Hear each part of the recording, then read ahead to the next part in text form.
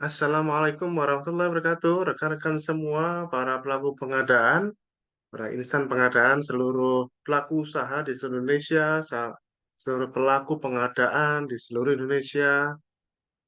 Berjumpa lagi di Procurement Channel bersama Agus Arif Rahman. Pada video kali ini, itu kita khususkan untuk seluruh pelaku usaha di bidang jasa konstruksi di seluruh Indonesia.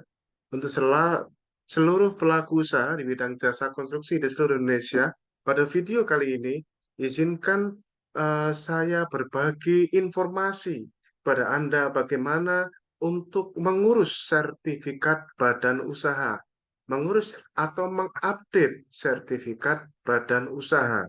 Rekan-rekan semua, hal ini sangat penting eh, disampaikan, mengingat sertifikat badan usaha saat ini yang sudah harus mengikuti Undang-Undang Cipta Kerja dan seluruh aturan turunannya, sampai saat ini masih cukup banyak yang masih belum sertifikat badan usahanya, SBU-nya, KBLI-nya mengikuti ketentuan yang terbaru masih cukup banyak, ya, sehingga saya merasa perlu untuk menyampaikan kepada seluruh pelaku usaha jasa konstruksi, khususnya apalagi yang pelaksana konstruksi, untuk mengupdate sertifikat badan usahanya sesuai dengan ketentuan yang berlaku. Jadi saat ini berdasarkan peraturan pemerintah nomor 5 tahun 2021 tentang permohonan sertifikat badan usaha, itu merupakan pemenuhan sertifikat standar perizinan berusaha subsektor jasa konstruksi yang pengurusannya sebenarnya dilakukan melalui OSS, Online Single Submission, OSS, ya, dan eh, risk based approach, ya, di mana konsep perizinan usaha sekarang adalah konsep perizinan usaha yang berbasis risiko, sehingga SBU Anda pun juga semestinya di-upgrade ke dalam SBU versi OSS RBA ini, ya, yang terhubung dengan sistem informasi jasa konstruksi terintegrasi, ya, SIJKT dan LSBU. Sedangkan sertifikasi kompetensi kerja SKK dilakukan dengan cara pemenuhan persyaratan pada portal perizinan Kementerian PUPR yang terhubung dengan SIJKT dan LSP terlisensi. Nah, untuk implementasi lebih lanjut, itu Kementerian PUPR sudah menerbitkan surat edaran Menteri PUPR nomor 21 tahun 2021 tentang tata cara pemenuhan persyaratan perizinan berusaha, pelaksanaan sertifikasi kompetensi kerja konstruksi, dan pemberlakuan sertifikat badan usaha serta sertifikat kompetensi kerja konstruksi. Menyatakan LSBU dan LSP melayani permohonan SBU dan SK. Ya, jadi ini sangat penting, sehingga penting kiranya rekan-rekan semua untuk pelaku usaha untuk mengupgrade SBU-nya menjadi SBU JK namanya, Sertifikat Badan Usaha Jasa Konstruksi, yang merupakan implementasi dari persyaratan sertifikat standar yang dibunyikan pada eh, peraturan pemerintah nomor 5 tahun 2021, ya, tentang perizinan usaha berbasis risiko, di mana disembunyikan di situ adalah izin usaha itu namanya adalah NIB, nomor induk berusaha. Nah, untuk jasa konstruksi ada sertifikat standar yang di dalam ketentuan turunannya itulah sertifikat standar disebut dengan sertifikat badan usaha jasa konstruksi. Nah, saya memiliki, rekan-rekan semua, saya memiliki alur, ya, yang memudahkan barangkali, ya, insya Allah rekan-rekan untuk memahami bagaimana alur permohonan sertifikat badan usaha jasa konstruksi SBUJK. Ada dua kemungkinan, Anda mengurus baru SBU ini atau Anda tinggal mengupgrade SBU yang selama ini Anda sudah miliki. Kalau pelaku kontraktor-kontraktor yang sudah biasa untuk berkontrak dengan pemerintah untuk instansi pusat, sepanjang yang saya tahu sudah banyak yang sudah terupgrade. Ini masalahnya adalah kontraktor-kontraktor di daerah yang masih banyak yang belum mengupgrade SBU-nya menjadi SBUJK. Semoga video ini memberikan gambaran bagaimana mengurus alur permohonan sertifikat badan usaha jasa konstruksi. Jadi kalau permohonan baru adalah seperti ini, pelaku usaha mendaftar melalui OSS dan mengisi data pendaftaran, ada di melalui OSS. Kemudian pelaku usaha mengisi data usaha dan melakukan validasi risiko, ya. Validasi risiko berdasarkan KPLI subsektor jasa konstruksi, validasi subsektor jasa konstruksi, ya. Seperti itu. Nah, kemudian OSS RBA, aplikasi OSS RBA melakukan validasi kelengkapan dokumen dan ini otomatis oleh sistem. Apabila tidak lengkap, maka tinggal melengkapi apa yang kurang di sini. Ya, seperti itu. Karena memang jasa konstruksi berdasarkan perizinan usaha berbasis risiko, apapun itu dianggap berisiko tinggi. Ya, apapun KBLI-nya, sepanjang itu masuk subsektor jasa konstruksi, baik konsultan konstruksi maupun pekerjaan konstruksi, itu dianggap berisiko tinggi. Sehingga diperlukan sertifikat standar yang disebut sebagai SBUJK. Sehingga ini dan ini dilakukan otomatis oleh sistem. Nah, kemudian OSS RBA akan menerbitkan NIB dan sertifikat standar dengan status belum terverifikasi. Sudah terbit, ya, tapi statusnya belum terverifikasi. Ya, statusnya. Nah, kemudian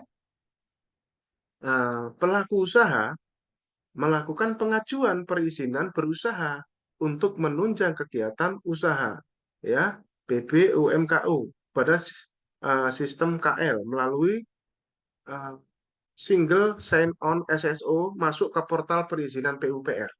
Ya, ini yang dilakukan oleh pelaku usaha setelah mendapatkan NIB dan sertifikat standar yang belum terverifikasi tadi. Nah, pelaku usaha memilih jenis pengajuan di PBUMKU dan menyelesaikan permohonan, entah itu baru, perubahan, atau perpanjangan. Ada 3 tipe ya, baru, perubahan, atau perpanjangan. Jadi kalau yang sudah punya SPU mau di-upgrade, itu masuknya ke perubahan. Kalau sifatnya memperpanjang, ya perpanjangan. Ya, saran saya teman-teman yang sudah memiliki SPU, tapi masih belum SPU JK yang versi PP 5 2021 ini, segera langsung melakukan upgrade ya, mengacu pada SPU versi PP 5 2021. Kemudian selanjutnya pelaku usaha mengisi permohonan sekaligus memilih asosiasi dan LSBU-nya. Nah, ini mengisi permohonan sekaligus memilih asosiasi dan LSBU-nya. Ada pilihan-pilihan yang bisa Anda pilih. Nah, pada video ini izinkan saya untuk memberikan salah satu rekomendasi asosiasi dan LSBU yang bisa Anda pilih, yang sekiranya insya Allah tidak ribet, mudah, tidak ribet, ya. Berarti nanti kita pilihkan rekomendasinya untuk Anda untuk memudahkan pada siapa sih asosiasi dan LSBU, begitu ya. Kemudian rekan-rekan semua, dan ini tentunya adalah yang namanya rekomendasi adalah menurut saya tidak mewakili organisasi manapun, instansi manapun, inilah murni pendapat saya selaku fungsional pengelola pengadaan, semata-mata ingin membantu pelaku usaha yang ingin mengupgrade atau membuat SBU yang sudah menggunakan versi PP 5 2021. Ya, langkah berikutnya adalah pelaku usaha mengisi data dan dokumen persyaratan PBUMKU, sertifikat badan usaha di portal perizinan PUPR ya. Nah, kemudian LSBU yang tadi dipilih memeriksa kelengkapan data dan dokumen persyaratan SBU. Jika tidak lengkap, maka dipenuhi lagi oleh pelaku usaha. Jika lengkap, maka LSBU menerbitkan tagihan biaya dan perjanjian sertifikasi. Kemudian setelah itu, apa yang terjadi adalah bahwa pelaku usaha melakukan pembayaran. Jika pembayaran dalam waktu 7 hari kerja belum terkonfirmasi, maka proses tidak dilanjutkan. Setelah pembayaran terkonfirmasi, maka proses sertifikasi ini baru dimulai. Nah, LSBU menugaskan asesor badan usaha untuk melakukan assessment. Itu ya, tahap berikutnya setelah dilakukan pembayaran. Nah, LSBU melakukan penetapan keputusan layak atau tidak layak sesuai laporan dan rekomendasi asesor yang dilakukan oleh LSBU. Nah, kemudian Apabila tidak layak, maka proses dihentikan, pelaku usaha dapat melakukan banding dalam jangka waktu 14 hari kerja. Seperti kayak masa idah ya. 14 hari dulu. Introspeksi sekaligus melengkapi apa yang kurang. Gitu ya. Jika tidak layak. Nah, kalau layak, alhamdulillah, maka LSPU menyampaikan RKS ke LPJK dan laporan pelaksanaan sertifikasi melalui sistem. Nah, LPJK melakukan penomoran dan pencatatan SBU yang melakukan ini adalah otomatis by system. Nah, LPJK menyampaikan data SBU ke portal perizinan untuk diproses ke OSS secara otomatis melalui sistem. Ya, LPJK menyampaikan data SBU ke portal perizinan tadi. Nah, kemudian proses perizinan PUPR memproses data SBU tersebut menjadi dokumen data teknis yang siap disatukan dengan dokumen sertifikat standar tadi, nama-nama sertifikat standar. Nah, kemudian proses portal perizinan menotifikasi OSS dan pemegang hak akses Kementerian PUPR. Data teknik SS terkirim ke OSS RBA.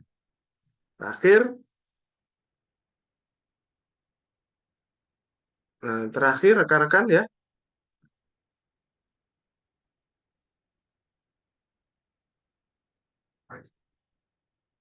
pemegang hak akses ya melakukan verifikasi dan persetujuan terhadap sertifikat standar di sistem OSS RBA.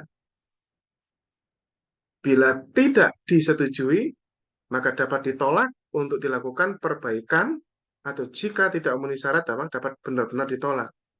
Tapi jika disetujui, maka NIB dan SS terverifikasi terbit melalui sistem OSS RBA. Itulah ya rekan-rekan ya eh, alur permohonan SBU, entah itu permohonan baru, perubahan atau perpanjangan, ya yang saya kutip langsung dari flyernya Lembaga Pengembangan Jasa Konstruksi LPJK Kementerian PUPR. Rekan-rekan, sebenarnya SBU itu fungsinya buat apa sih Pak gitu ya? Sebetulnya semua banyak dari kita sudah tahu lah ya SBU itu untuk apa, tapi tidak ada salahnya bagi pelaku usaha jasa konstruksi yang baru barangkali ingin tahu ya SBU itu sebenarnya buat apa fungsinya gitu SBU itu. Nah, rekan-rekan ya SBU itu fungsinya adalah sebagai bukti kompetensi dan profesionalitas usaha. SBU merupakan bukti legal yang resmi dikeluarkan oleh badan formal. Oleh sebab itu, bukti ini akan mendukung perusahaan untuk memperlihatkan kemampuannya di bidang jasa konstruksi yang dijalankan. Jika orang sudah melihat SBU, artinya usaha Anda itu sudah sesuai dengan kualifikasi dan klasifikasi yang sudah menjadi persyaratan. Sehingga SBU menunjukkan bahwa perusahaan tersebut sudah tidak diragukan lagi kompetensinya. Gitu ya. Seperti itu, rekan-rekan. Kemudian juga SBU itu juga untuk memenuhi kualifikasi persyaratan penyedia, rekan-rekan. Ya, apalagi kalau Anda memiliki mengikuti tender pekerjaan konstruksi, seleksi jasa konsultansi, SBU itu menjadi persyaratan yang dipersyaratkan pada peraturan LKPP nomor 12 tahun 2021 tentang pedoman pelaksanaan pengadaan barang jasa pemerintah melalui penyedia. Seluruh dokumen pemilihan untuk jasa konstruksi baik pekerjaan konstruksi maupun jasa konsultansi konstruksi pasti mempersyaratkan sertifikat badan usaha. Jadi itu sudah menjadi ketentuan kalau Anda ingin ikut proyek-proyek konstruksi pemerintah. Ya. Selain itu juga fungsi lainnya adalah meningkatkan kredibilitas Anda.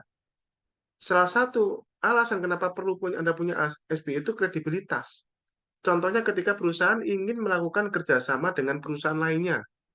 Perusahaan lain yang melihat SBU Anda akan menilai bahwa perusahaan Anda layak diajak kerjasama. Faktor ini akan mendorong kemajuan bisnis, apalagi kalau Anda ingin bermitra dengan perusahaan-perusahaan jasa konstruksi yang lebih besar untuk mendapatkan proyek-proyek yang lebih besar. Anda bermitra, ber-KSO. Maka itulah kredibilitas SBU Anda akan dilihat. Ya. Kemudian kalau rekan-rekan ingin penanaman modal asing juga SBU ini sebagai syarat kriteria pendirian usaha patungan loh ya, yaitu syarat untuk pendirian usaha yang digunakan untuk penanaman modal asing. Kemudian juga SBU ini eh, juga untuk ketentuan untuk menghitung PPh. SBU juga berhubungan untuk perpajakan ya. Hal ini karena SBU dipakai untuk menghitung PPh, pajak penghasilan ya. Nah, penentuan dari pajak ini juga bergantung pada SBU-nya. Perusahaan yang mempunyai SBU, tarif pajaknya didasarkan pada klasifikasi SBU. Dan ini umumnya juga sudah lebih terjangkau ya. Sedangkan perusahaan yang nggak punya SBU akan dikenakan tarif normal atau orang pribadi sehingga biaya yang dikeluarkan menjadi lebih tinggi. Itu ya. Jadi membuat SBU adalah solusi yang tepat bagi perusahaan dalam masalah pajak agar lebih memudahkan pelaksanaan kewajiban. Ya, SBU di dalam OSS itu ada SBU yang untuk konstruksi ya, untuk pekerjaan konstruksi, kemudian SBU konsultan konstruksi, ada SBU konsultan non konstruksi, ada SBU spesialis. Ya, berbagai macam cara untuk mendaftarkan SBU. Oke, rekan-rekan semuanya, selanjutnya izinkan saya memberikan salah satu rekomendasi saya dalam video ini bagaimana mengurus SBU yang mudah. Ya, saya punya salah satu rekomendasi pada beberapa yang lalu bertemu dengan rekan-rekan dari Gapeknas. Gapeknas ini gabungan Asosiasi Pengusaha Konstruksi Nasional, rekan-rekan Gapeknas. Ya, berikut saya tunjukkan ini websitenya. Anda tinggal pelajari sendiri di sini. gapeknas.id/sbu. gapeknas.id/sbu. Ini ya, Anda tinggal pelajari sendiri. Ya, apa yang ada di sini, semuanya tertuang di sini. Di sini Anda bisa lihat, Anda bisa mengurus SBU Anda, entah itu permohonan baru atau perubahan ya SBU menjadi SBU yang versi SBU JK. Di sini Anda bisa lihat di sini menurut saya cukup transparan ya. Menurut saya cukup transparan, makanya saya merekomendasikan ya untuk ini, dan silahkan nanti rekan-rekan yang lain, jasa-jasa yang lain kalau mau direkomendasikan ya, ya nanti bisa ya, bisa. Ini adalah salah satu niat saya di sini, video ini adalah membantu para pelaku usaha di mana sih bisa mengurus SBU tadi, karena kan harus Anda harus memilih asosiasi ya, asosiasi atau LSBU. Nah, di sini melalui portal gapeknas.id/sbu Anda bisa lihat, Anda bisa baca sendiri ya, profesional, cepat, transparan, terkini, kredibel, kreatif. Bahkan yang saya suka ini biayanya itu terpublis ya. Kalau biaya terpublis itu malah kalau versi peraturan AKP nomor 5 tahun 2021 tentang pengadaan yang dicualikan malah memenuhi kriterianya. Karena sudah terpublis dengan seperti ini, tidak ada markup ya, itu cukup transparan menurut saya ya. Ini ya, ini BUJK kecil, menengah, besar nih sudah ada biaya-biayanya, termasuk kalau yang Anda spesialis juga ada di sini ya, persyaratannya mengikuti PUPR 8 2022 dan keputusan Dirjen Bina Konstruksi 144. Di sini ada penjualan tahunan, kriteria kemampuan keuangan, persyaratan tenaga kerja konstruksi, kriteria kemampuan peralatan, kriteria sistem manajemen anti penyuapan. Jadi ini rekan-rekan yang diminta. Kemudian alur prosesnya juga ini menurut saya ya juga mudah Bapak Ibu ya. Alur prosesnya itu Anda tinggal menghubungi saja nomor yang ada di sini, rekan-rekan. Ini ada nomor WhatsApp-nya juga, silahkan dihubungi sendiri ya. Tidak tidak perlu melalui saya karena saya tidak, bukan dalam tanda kutip seperti kayak makelarnya Gapai, bukan Bapak Ibu ya. Saya memberikan cara bagaimana mengurus SBU yang mudah atau merubah SBU Anda ya, silahkan. Anda tinggal menghubungi mereka, lengkapi persyaratannya, ajukan permohonan, kemudian asesmen seperti yang tadi saya sampaikan ya. Semoga sertifikatnya terbit. Dan ini mereka menjanjikan waktu 3 hari loh di sini ya. Benar atau tidak, silahkan dikonfirmasi lagi ke mereka ya, rekan-rekan. Nanti di next video saya coba akan mengundang ya mereka ya, untuk saya tanya langsung, benar nggak apa yang mereka sampaikan ini. Ya, oke, silahkan. Ini adalah salah satu rekomendasi yang bisa Anda pertimbangkan untuk mengurus atau merubah SPU Anda menjadi SPU versi PP 5 tahun 2021, yaitu melalui kpeknas.id/SPU. Semoga rekan-rekan semuanya video ini membantu para pelaku usaha di bidang subsektor jasa konstruksi untuk bisa mengupgrade perizinan usaha Anda menggunakan sertifikat Badan Usaha Jasa Konstruksi versi PP nomor 5 tahun 2021, yaitu perizinan usaha berbasis risiko yang terbaru yang benar-benar sudah menggunakan KBLI yang baru juga. Ya, sukses buat rekan-rekan semuanya. Semoga video ini bermanfaat. Sekali lagi, video ini juga tidak mewakili siapapun, murni dari channel saya sendiri, rekan-rekan semuanya, dan murni bertujuan untuk membantu para pelaku usaha di bidang subsektor jasa konstruksi untuk upgrade sertifikat badan usahanya. Dengan demikian diharapkan tujuannya tentunya adalah aspek legal ya dari perizinan usaha di bidang jasa konstruksi makin lama makin bagus ya, karena kalau aspek legal ini terabaikan rekan-rekan, nanti itu adalah hubungannya adalah pada masalah potensi-potensi masalah di belakang. Akan tetapi apabila aspek legal perusahaan Anda di bidang jasa konstruksi sudah sesuai dengan ketentuan yang berlaku, maka berikutnya tentunya yang lebih penting adalah Anda mengutamakan kualitas, memberikan servis yang baik pada klien Anda, baik pada pemerintah maupun pada klien Anda yang non-pemerintah, memberikan bangunan yang baik. Kalau Anda konsultan, memberikan produk konsultan yang berkualitas, mengutamakan kinerja bangunan. Ya, kinerja bangunan. Oke, sukses buat rekan-rekan semuanya. Terima kasih. Assalamualaikum warahmatullahi wabarakatuh. Salam pengadaan.